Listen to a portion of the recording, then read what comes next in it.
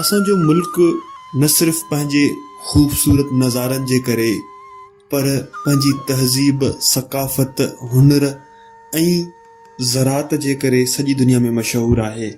हिते मुख़्तलिफ़ क़िस्म जा मेवा, सब्जियूं ऐं फ़सल कया वेंदा आहिनि, जिन में सभ खां अहम आहे कमंद। हिन मां न सिर्फ़ खंडु तयारु कई वेंदी आहे पर इन मां ठहंदड़ हिकु ॿी शइ जेका वॾे अरसे खां असांजी सक़ाफ़त जो हिसो रहियो आहे, जेको आहे गुड़।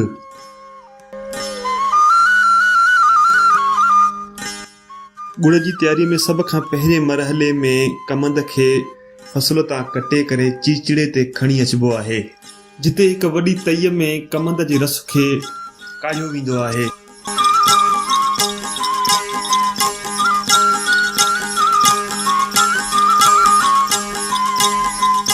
सभ खां पहिरें कमंद खे चीचड़े में विझी उन जो रस कढियो वेंदो आहे, जंहिंसां कमंद में मौजूदु सॼो रस ॿाहिरि निकिरणु लॻंदो आहे। इहो ताज़ो रस हिकु वॾे ट्रे नुमा थांव में किरंदो आहे ऐं ज़मीन हेठां विछायल पाइप मां थींदो हिकु वॾे ड्रम में जमो थियणु शुरू थींदो आहे। गुड़ जी तयारीअ खां पहिरें इन ॻाल्हि खे ॾिठो वेंदो आहे त उन रस में पोयां छिलका या कमंद जा टुकड़ा त न आहिनि या गंदु गाहण त न आहे। रस खे छाणण खां बाद हिकु वॾे तए में विधो वेंदो आहे काढ़ण जे लाइ।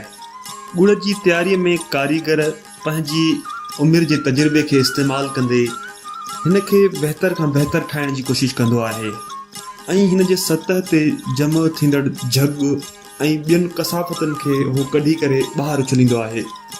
कमंद जे रस में मिठो सुरको विझण सां इहे कसाफ़तूं या इम्प्योरिटीज़ मथे सतह ते अची वेंदियूं आहिनि। तईअ में घणी देरि पचण सां गन्ने जो रस पेस्ट जहिड़ो थी वेंदो आहे। हिन घाटे रस खे काठ जे हिकु वॾे थांव में लाथो वेंदो आहे। कुझु देरि उनखे ठरण खां पोइ जॾहिं उन जी मथी सतह थधी थियणु शुरू थींदी आहे ऐं जॾहिं उहो हिकु ख़ासि शिकिल में अचणु शुरू थींदी आहे, तॾहिं सम्झो वेंदो आहे त हाणे हीअ गुड़ ठाहिण लाइ बिल्कुलु तयारु आहे। पोइ उन मां गुड़ खे कढी करे पेड़े वारी शिकिल ॾिबी आहे।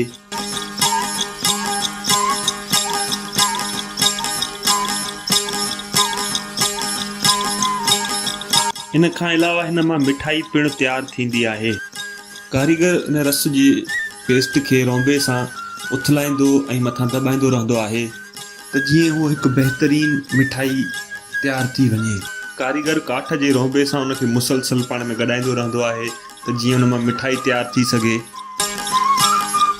हिन सॼे प्रोसेस में हिकु ख़ासि ॻाल्हि इहा आहे त सादो गुड़ ठाहिण सां गॾोगॾु स्पेशल क़िस्म जो गुड़ बि ठाहियो वेंदो आहे, जंहिंमें ड्राई फ्रूट पिणु शामिलु कयो वेंदो आहे। काठ जे हिकु वॾे सांचे में किशमिश, ॾूंघी हारे करे उन जे मथां गरम रस विधो वेंदो आहे ऐं उन खां पोइ काठ जी रंबीअ सां उन खे सुठी तरह सां मिलाइबो आहे।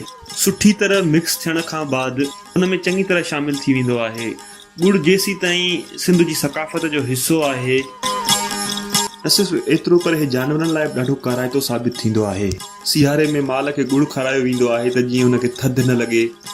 को वक़्तु हुयो जो सिंध में सुठी मयार जो गुड़ हर जॻह तयारु थींदो हुयो, पर वक़्तु गुज़रण सां गॾोगॾु जीअं शहरी ज़िंदगी वधंदी वई ऐं माण्हुनि मां गुड़ जी इम्पोर्टेंस ख़तमु थींदी वई ऐं हिन जे इस्तेमालु तरफ़ माण्हुनि जो रुझान घटिजी वियो, जॾहिं त हिन में केतिरा ई फ़ाइदा मौजूदु आहिनि ऐं हिन जा फ़ाइदा खंडु खां केतिरा ई भेरा वधीक आहिनि।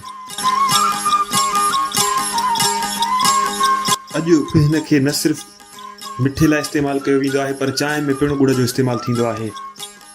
अगरि तव्हां वीडियो आख़िर ताईं ॾिठो आहे त हिन खे लाइक ज़रूरु कजो ऐं जेकॾहिं तव्हांखे पसंदि आयो आहे त शेयर करणु न विसारींदा। महिरबानी।